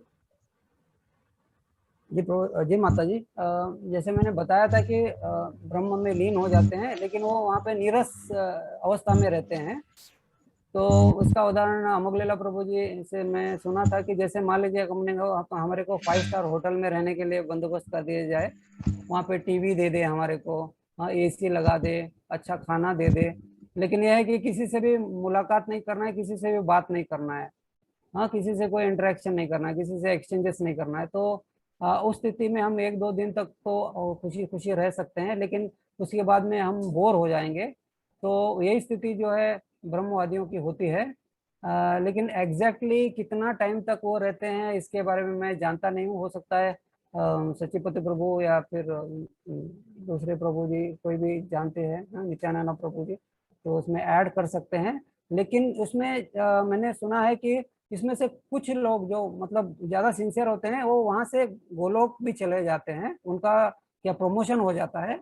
लेकिन मेजॉरिटी ऑफ द पीपल वो वहीं पे रहते हैं, और कुछ डिमोट हो जाते हैं। डिमोट होके फिर जैसे हमने डिस्कस किया था कि जो है वो फिर भौतिक जीवन उनको मिलता है, फिर वो परोपकारी जीवन में अपना परोपकारी के रूप के जीवन में व्यतीत करते हैं। लेकिन एग्जैक्ट पीरियड तो मुझे नहीं पता है माता जी। तो कोई और इसमें ऐड करना चाहता है तो कर सकता है प्लीज। ऐसे मैं पता करके आपको बाद में अलग से बता सकता हूँ। हरे कृष्णा सचिपति प्रभु।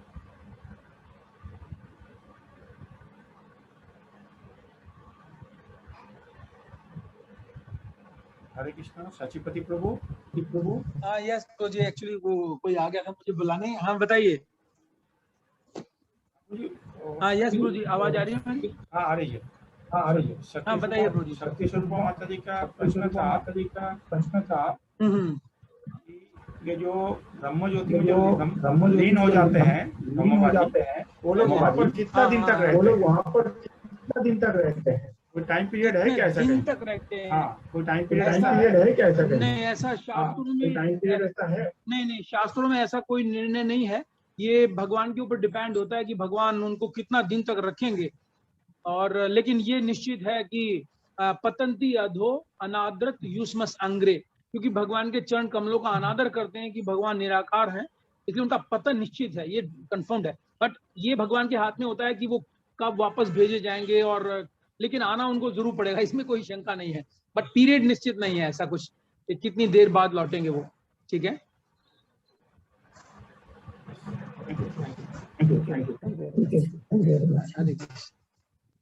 और किसी का प्रश्न नहीं है तो एंड कर सकते हैं। अच्छा, एक मैं वो करूंगा करेक्शन थोड़ा सा छोटा सा प्रभु जी, जगमोहन प्रभु प्लीज प्रभु। प्रभु जी, ये जो अपने पंचतत्व का जो वो दिया था ना पिक्चर, दोबारा ला सकते हैं क्या? हाँ जी प्रभु जी। शायद थोड़ा मिसप्रिंट हो गया है। हाँ जी प्रभु जी। हाँ, इसमें जो है ना प्रभु जी, जो स्वरूप है ना वो नित्यानंद प्रभु हैं और गदाधर पंडित शक्ति हैं। ये इंटरचेंज हो गया इसमें। जी जी ओके। हाँ, जो भक्त स्वरूप जो बलराम के अवतार। हाँ, बलराम के अवतार, फर्स्ट एक्सपेंशन किया। ये शक्ति है।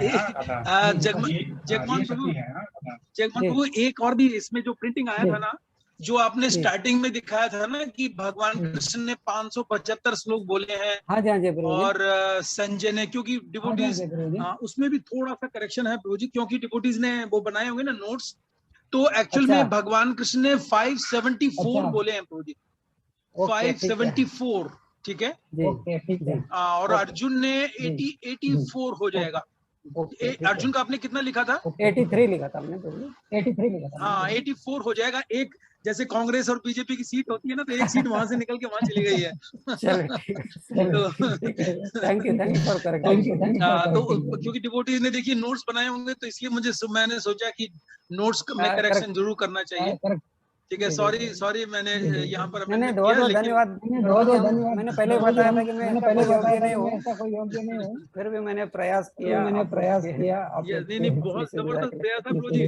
आज लग नहीं रहा था कि जगमोहन प्रभु बोल रहे हैं, ऐसा लग रहा था जैसे सुदामा प्रभु बोल रहे हो।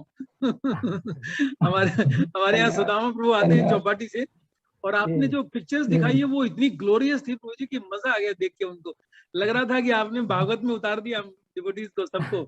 इतने सुंदर सुंदर चित्र आपने लेकर आए आज, तो बहुत मजा आया देख करके। ऐसा प्रेजेंटेशन होना चाहिए भक्तों के द्वारा। Thank you very much for encouragement. हरे कृष्णा, धन्यवाद प्रणाम प्रभु जी। प्रश्न और है लेंगे क्या? प्रश्न प्रियंका मस्कारा। हाँ, हरे कृष्णा माता जी, प्रभु जी दंडवत प्रणाम। हरे कृष्णा। हाँ, हरे कृष्णा प्रभु जी। जैसे क्या मैं अभी घर पे अपना रीडिंग करती हूँ। हरे कृष्णा आवाज आ रही प्रभु जी?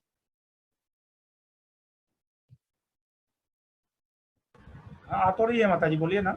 हाँ, जैसे कि मैं घर पे अभी अपना रीडिंग कर रही हूँ, भागवत अध्याय 10 कर रही हूँ, श्री भगवान का ऐश्वर्य। तो उसमें प्रभु जी 3 नंबर श्लोक में है, बीच का व्याख्या है, वो मेरे को नहीं समझ में आया। मैं आज इसको अंडरलाइन की थी। जैसे क्या है कि कृष्ण की अध्यक्षता में जो भी कर्म किया जाता है वह दिव्य है, वह शुभ या अशुभ फलों से दूषित नहीं होता। इस जगत में शुभ या अशुभ वस्तुओं का बोध बहुत कुछ मनोधर्म है, क्योंकि इस भौतिक जगत में कुछ भी शुभ नहीं है, प्रत्येक वस्तु अशुभ है। प्रभु जी ये नहीं समझे हम, और क्योंकि प्रकृति स्वयं ही अशुभ है। मतलब प्रभु जी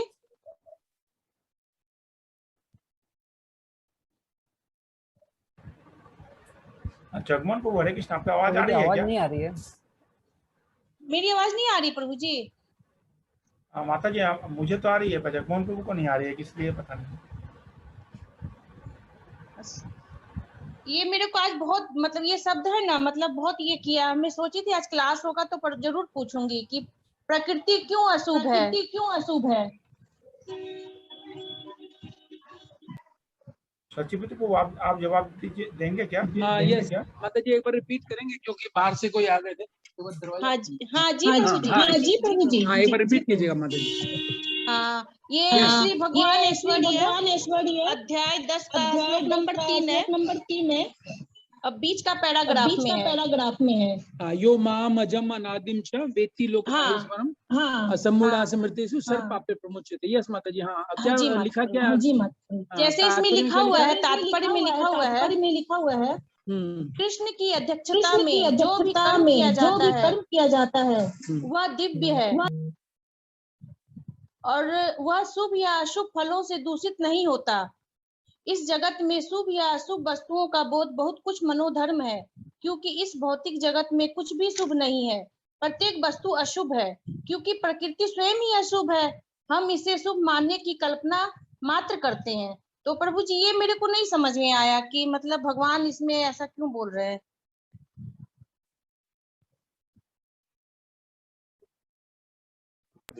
हाँ, मेरी आवाज आ रही है माता जी?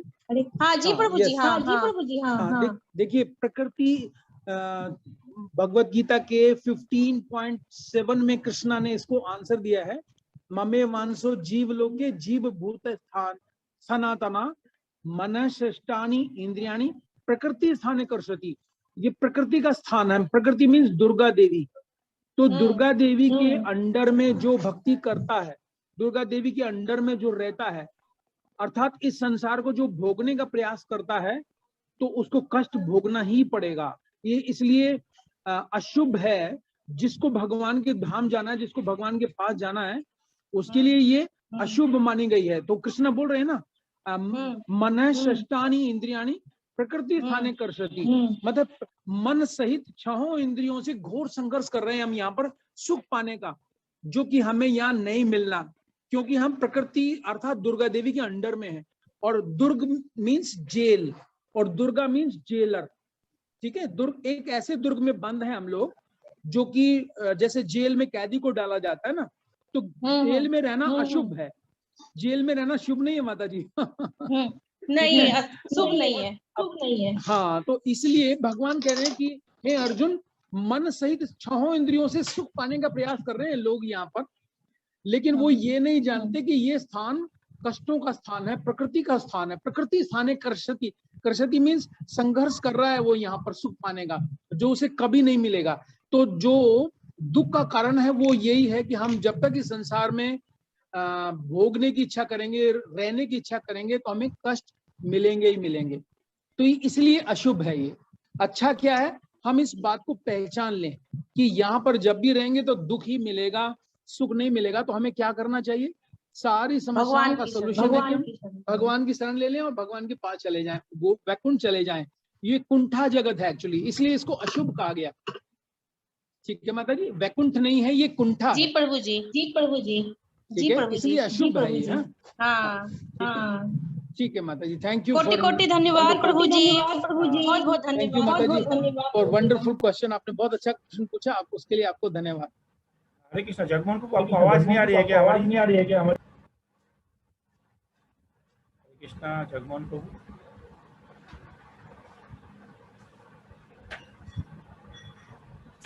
एक्चुअली प्रभु जी म्यूट हुआ है उनका, जगमोहन प्रभु का ना म्यूट दिखा रहा है।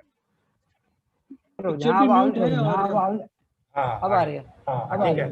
सचिपति प्रभु, तो अभी एंड करिए अभी ना। हाँ, थैंक यू जगमोहन प्रभु। और प्रभु जी के विषय में मैंने ये भी सुना है कि ये सीआरपीएफ के कमांडेंट हैं। देखिए, कमांडेंट मीन्स मालिक है सीआरपीएफ के। जड़ोदा में जो सीआरपीएफ का ऑफिस है, वहाँ के मालिक हैं। और मुझे लग रहा है कि आज आपने कोट भी किया प्रभु जी, भक्ति विनोद ठाकुर का एक कोटेशन, उनका भजन भी गाया। और भक्ति विनोद ठाकुर ने कहा था, उस दिन हमारा आंदोलन पूरा माना जाएगा जिस दिन जज की कुर्सी पे बैठ के कोई वैष्णव तिलक लगाएगा। तो आप तो जज की कुर्सी पे नहीं, पूरी यूनिट के मालिक हैं और वैष्णव तिलक लगा हुआ। और कितना सुंदर साइंटिफिकली प्रेजेंटेशन दिया आपने। इतना सुंदर कोटेशंस दिए, इतने सुंदर पिक्चर्स आपने दिखाए, तो लगता है कि आपने भक्ति विनोद ठाकुर का जो भविष्यवाणी है, प्रिडिक्शन है, उसको कंप्लीट कर दिया है प्रभु जी अपने आचरण से, भक्ति से। और प्रभु जी बहुत ही हम्बल हैं, बहुत विनम्र हैं। अगर कोई डिवोटी ने दिख जाए तो इतना सेवा करते हैं। और मुझे एक बार याद है, मैं इनके ऑफिस में गया था, तो इनके ड्रॉ में बहुत सारी भगवत गीता रखी थी। तो मैंने पूछा प्रभु जी ये किस लिए रखी है? कह रहे डिस्ट्रीब्यूट करने के लिए, जो भी इनके पास आता है उन्हें भगवत गीता दे देते हैं। तो बहुत बहुत धन्यवाद देंगे प्रभु जी, ऐसे डिवोटी आज हमारे बीच में आए जो कि इतने हाईली एजुकेटेड हैं, इतने हाईली पोस्ट पे हैं, लेकिन इतनी ह्यूमिलिटी के साथ भगवतम और भगवत गीता से सुना रहे हैं। तो it's a wonderful to watch. हम लोग बहुत सौभाग्यशाली रहे, आज आपका दर्शन किया, और साथ में आपके इतने ग्लोरियस आपके ऑल्टर का भी दर्शन कराया आपने। और माता जी ने जो भजन गाया, तो वो तो लग रहा था कोई बंगाली माता जी गा रही हो। सो कंप्लीट पैकेज आपने दिया आज हमें, तो बहुत बहुत धन्यवाद है। और आगे प्रार्थना है कि प्रभु जी इसी प्रकार से रिक्वेस्ट करें तो आप जरूर हमें ब्लेसिंग दीजिएगा अपनी ह्यूमिलिटी के साथ, जो आपने क्लास दिया इतना सुंदर। और आपका जो पिक ऑफ द लेक्चर मुझे लगा, वो वर्ड मैं नहीं भूलूंगा। यस, आज के पूरे लेक्चर का जो पिक ऑफ द वर्ड है वो ये, जो आपने महाराज का कोटेशन दोहराया कि वैसे भी हम मृत्यु की तरफ नजदीक जा रहे हैं, अच्छा हो हम कृष्ण के नजदीक आ जाएं। This is the pick of the lecture. तो ये बात अगर सबको याद हो जाए तो मुझे लगता है कि सक्सेसफुल क्लास हो जाएगा हमारा पूरा। तो सभी डिवोटी से प्रार्थना है कि इसको जरूर याद रखेंगे कि वैसे भी हम मृत्यु की तरफ जा रहे हैं, डेफिनेटली जा रहे हैं प्रभु जी। आप कोशिश करो ना करो, मृत्यु की तरफ बढ़ रहे हैं हम लोग, लेकिन कृष्ण की ओर चले जाएं तो ये हमारा बेस्ट होगा, अचीवमेंट होगा एक्चुअली। तो wonderful class, thank you very much. His great Jagmohan प्रभु जी की जय, श्रील प्रभुपाद की जय, निताय निताय गौर प्रेमानंदे, हरि हरि बोल।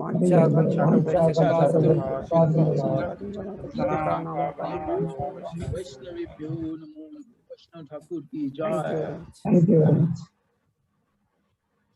कृष्ण। अगला कार्यक्रम बुधवार को है, वो भी ऑनलाइन ही होगा।